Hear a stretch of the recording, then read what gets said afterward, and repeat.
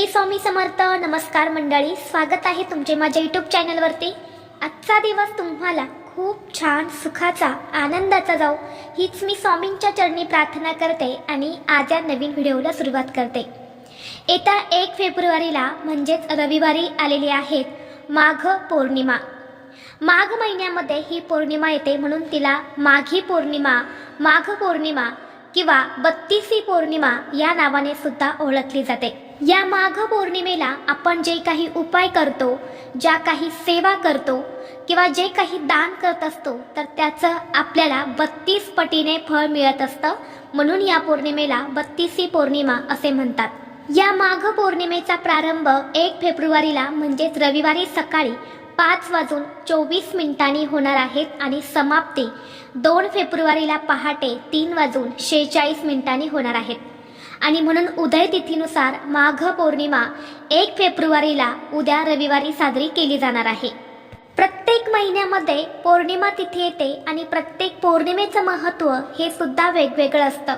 माघ पौर्णिमा ही आपल्या हिंदू धर्मामध्ये अत्यंत पवित्र आणि शुभ तिथी मानली जाते. या दिवशी गंगा स्नान, दान आणि भगवान विष्णूंची पूजा केल्याने मोक्ष मिळतो. तसेच सर्व इच्छा मनोकामना या देखील पूर्ण होतात.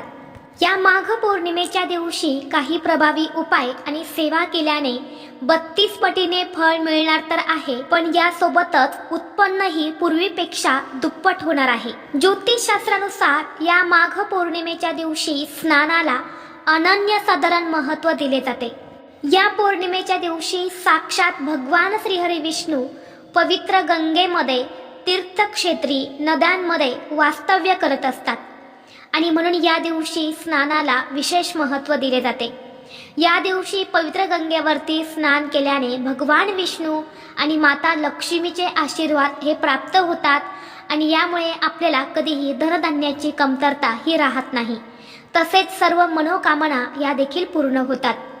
तसेच हे स्नान केल्याने 7 जन्माची पापे धुवून जातात असे देखील मानले जाते. सोबतच या स्नानाने रोगप्रतिकार शक्ती देखील वाढते आणि सुख समृद्धी मिळत असते. आणि म्हणून या दिवशी अनेक जण पवित्र तीर्थक्षेत्री जाऊन स्नान करत असतात. परंतु या दिवशी सर्वांनाच पवित्र तीर्थक्षेत्री जाऊन स्नान करणे शक्य होत नाही आणि म्हणून आपल्याला घरच्या घरीच अंघोळीच्या पाण्यामध्ये ही एक वस्तू टाकायची आहे.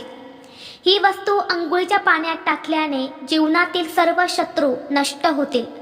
7 पिढ्यांचा पितृदोष नष्ट होऊन कुटुंबावर कधीच वाईट संकट, विघ्न हे येणार नाही.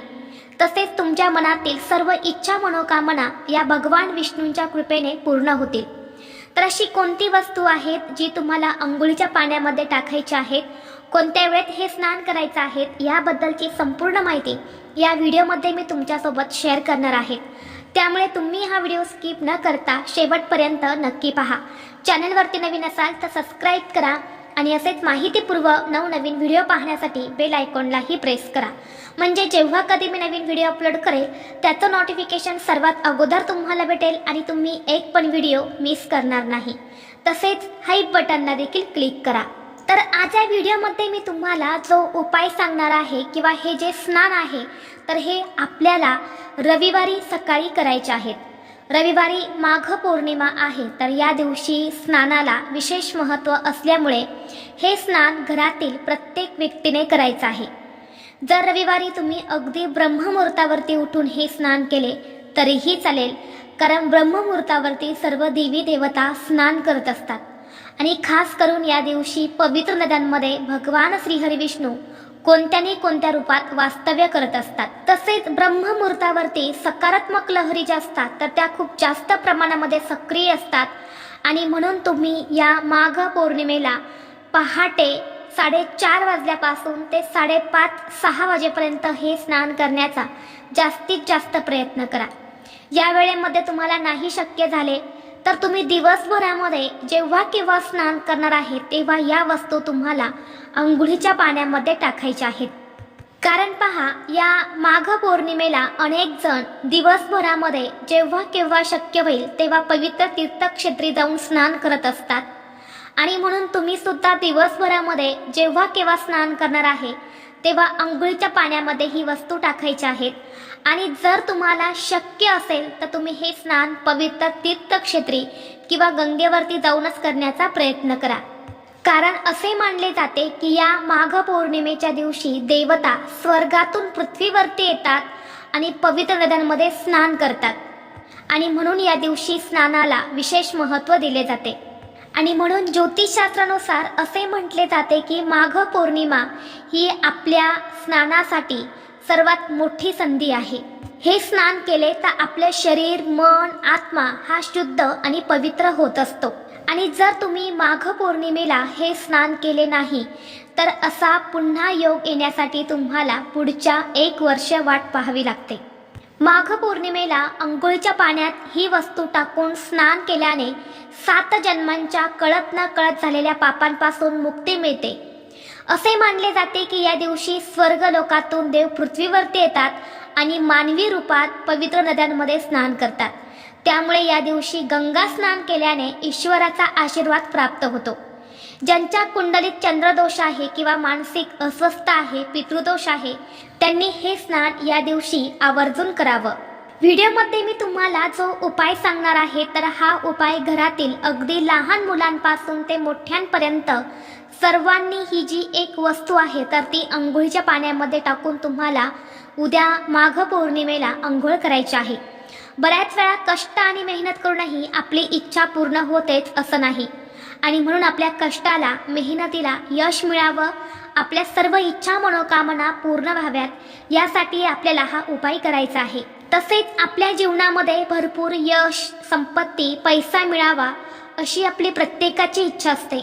माता लक्ष्मी, कुबेरांची कृपादृष्टी प्राप्त व्हावी, आपल्याला आर्थिक टंचाईचा सामना करावा लागू नये, आपल्या कष्टाला आणि मेहनतीला भरभरून यश मिळावं यासाठी हा उपाय खूप प्रभावी मानला जातो. बऱ्याच वेळा कष्ट आणि मेहनत करूनही आपल्याकडे पैसा येत नाही किंवा पैसा आला तरी तो आपल्याकडे टिकत नाही. काही ना काही कारणाने तो आपल्याकडून पुन्हा निघून जातो. आपल्या कष्टाला आणि मेहनतीला यश मिळत नाही. आणि म्हणून हा उपाय जर तुम्ही माघ पौर्णिमेला केला तर तुमच्या कष्टाला आणि मेहनतीला नक्कीच यश मिळेल. तसेच तुमच्या जीवनामध्ये एखादा शत्रू असेल, शत्रू हा गुपित असेल किंवा शत्रूचं नाव तुम्हाला माहीत आहे, शत्रू हा समोरून तुमच्यावरती वार करत आहे, तुमच्याशी भांडण करत आहे, तुम्हाला त्रास देत आहे, किंवा गुप्त शत्रू आहे, तुम्हाला माहीत नाही परंतु तुमच्यावर तो गुप्त वार करत आहे आणि या शत्रूंमुळे तुमच्या आयुष्यात काही अडचणी, समस्या येत असतील, शत्रूमुळे तुमची प्रगती थांबत असेल तर हा शत्रू त्रास, शत्रुदोष नष्ट होण्यासाठी देखील हा उपाय खूप प्रभावी मानला जातो. जेव्हा आपण ही वस्तू अंघोळीच्या पाण्यात टाकतो तेव्हा आपले शरीर, मन, आत्मा शुद्ध आणि पवित्र होत असतो. भगवान विष्णू आणि माता लक्ष्मीचा आशीर्वाद हा आपल्याला प्राप्त होत असतो. या स्नानाने आपल्यामध्ये जी काही नकारात्मक ऊर्जा असते तर ती सुद्धा नष्ट होते. आणि असे म्हटले जाते की हे स्नान केल्याने या स्नानाचा प्रभाव वर्षभर आपल्यावरती राहत असतो. आणि म्हणून हा उपाय करण्यासाठी तुम्हाला उद्या माघ पौर्णिमेला सकाळी लवकर उठायचं आहे. उठल्यानंतर तुम्हाला सर्वप्रथम अंघोळीचं पाणी काढायचं आहे. आणि या अंघोळीच्या पाण्यामध्ये सगळ्यात महत्त्वाची आणि पहिली वस्तू तुम्हाला टाकायची आहे ते म्हणजे गंगाजल. जर तुमच्याकडे पवित्र गंगेचं पाणी असेल ते तुम्ही टाकलं तरीही चालेल, ते नसेल तर जिथे कुठे पूजा साहित्य मिळते तिथे फक्त 15 रुपयांना गंगाजलची बॉटल मिळते तर ती तुम्हाला आणायची आहे. आणि 1 चमचाभर तुम्हाला गंगाजल हे अंघोळीच्या पाण्यामध्ये टाकायचं आहे. जर आपण गंगाजल टाकून या दिवशी स्नान केले तर पवित्र नद्यांवरती जाऊन स्नान केल्याचे फळ मिळत असते. आणि म्हणून आपण पवित्र तीर्थक्षेत्री जाऊ शकत नाही परंतु घरीच अंघोळीच्या पाण्यामध्ये गंगाजल हे नक्कीच टाकू शकतो. यानंतर पुढची वस्तू आहे ते म्हणजे काळे तीळ. बघा, या माघ पौर्णिमेला तिळाला खूप महत्त्व आहे. जर या दिवशी अंघोळीच्या पाण्यामध्ये काळे तीळ टाकून स्नान केल्याने पितृदोष हा दूर होतो आणि कुटुंबात सुख, शांती, समृद्धी येत असते. म्हणून चिमूटभर काळे तीळ सुद्धा टाकायचे आहेत. यासोबतच आपल्याला 1 चमचाभर दूध सुद्धा टाकायचं आहे. या दिवशी अंघोळीच्या पाण्यात दूध टाकून स्नान केल्याने मानसिक शांतता मिळते आणि चंद्रदेव हे प्रसन्न होतात. कारण दूध हे चंद्राशी संबंधित आहे आणि पौर्णिमा म्हटल्यानंतर चंद्राचं विशेष महत्त्व असतं. आणि यासोबतच चिमूटभर हळद तुम्हाला टाकायची आहे. हळद ही देवी लक्ष्मीला अतिशय प्रिय आहे. यामुळे देवी लक्ष्मीचा आशीर्वाद आपल्याला प्राप्त होत असतो. म्हणून चिमूटभर हळद टाकायची आहेत आणि या पाण्याने तुम्हाला स्नान करायचं आहे. आता स्नान करत असताना तुम्हाला गंगा, यमुना, गोदावरी इत्यादी पवित्र नद्यांचं स्मरण करायचं आहे आणि हे स्मरण करत करत तुम्हाला स्नान करायचं आहे. ज्योतिषशास्त्रानुसार सूर्योदयापूर्वी म्हणजेच ब्रह्ममुहूर्तावरती स्नान करणे सर्वात फलदायी मानले जाते. म्हणून शक्य असेल तर त्याच वेळेमध्ये स्नान करा. ते नाही शक्य झाले तर मग तुम्ही जेव्हा स्नान करणार आहे तेव्हा या वस्तू तुम्हाला टाकून स्नान करायचं आहे. आता स्नान करून झाल्यानंतर स्वच्छ कपडे परिधान करायचे.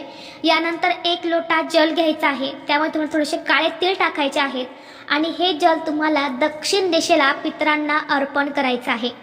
जल अर्पण करत असताना ओम पितृदेवताय नमः किंवा ओम पितृभ्य नमः या मंत्राचा जप करत पितरांना हे जल तुम्हाला अर्पण करायचं आहे. कारण ही पौर्णिमा जितकी भगवान विष्णू आणि माता लक्ष्मींना समर्पित आहे तेवढीच आपल्या पितरांना सुद्धा समर्पित आहे. या दिवशी पितरांसाठी श्राद्ध, तर्पण, पिंडदान यासारखे विधी सुद्धा केले जातात. आणि जेव्हा आपल्यावरती पितृ प्रसन्न असतात तेव्हाच देवी देवता प्रसन्न होत असतात. म्हणून तुम्हाला पितरांना हे जल अर्पण करायचं आहे आणि यानंतर तुमच्या देवघरातील देवांची विधिवत तुम्हाला पूजा अर्चा जी आहे तर ती करून घ्यायच्या आहेत. घरामध्ये धूप, दीप, अगरबत्ती लावून वातावरण हे प्रसन्न करा आणि घरामध्ये सकाळ आणि संध्याकाळ 2 कापूरवड्या तुम्हाला नक्की जाळायच्या आहेत. कापूर जो असतो तर तो नकारात्मकता आकर्षित करत असतो आणि यामुळे घरात सकारात्मक ऊर्जा ही निर्माण होत असते. म्हणून सकाळी आणि संध्याकाळी कापूर हा तुम्हाला नक्की जाळायचा आहे.